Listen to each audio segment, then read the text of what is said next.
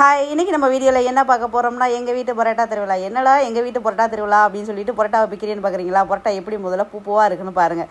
இதெல்லாம் வீட்லையெல்லாம் செய்யலை, கடையில் வாங்கினது தாங்க.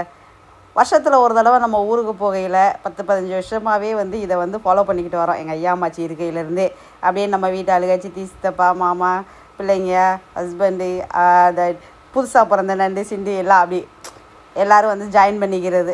சரி, ஓகே, இந்த வருஷமும் நம்ம போயிருக்கோம், செஞ்சிடலாம் அப்படின்னு சொல்லிட்டு வாங்கிட்டு வந்தாச்சு. பரோட்டா ஒரு ரவுண்டு அடுப்படியில் எல்லோரும் உட்காந்து கட்டிக்கிட்டு, என் மாமாவெல்லாம் விழுந்து விழுந்து சாப்பிட்டுக்கிட்டு இருக்காங்க. என்னைய கூட சாப்பிட்றியான்னு கேட்காம. இந்த பக்கம் பாசு, சீனு, கார்த்தி எல்லாருமே அவங்கவுங்க ஃபேமிலியோடு வந்திருந்தாங்க. இதில் மிஸ் ஆன ஃபேமிலி என் தம்பி ஃபேமிலியும் எங்கள் அம்மாவும் மட்டும்தான். ஏன்னா அவங்க மட்டும் வரலை, எங்கள் சித்தியும் வரலை, மற்ற எல்லோரும் வந்திருந்தாங்க.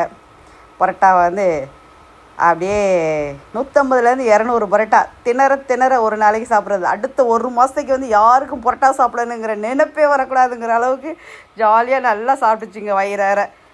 இது ஜாலியாக இருக்கும். அன்றைக்கி ஒரு நாள் சமையலுக்கு லீவ் விட்டுட்டு பேசிக்கிட்டே சாப்பிட்றதுனால.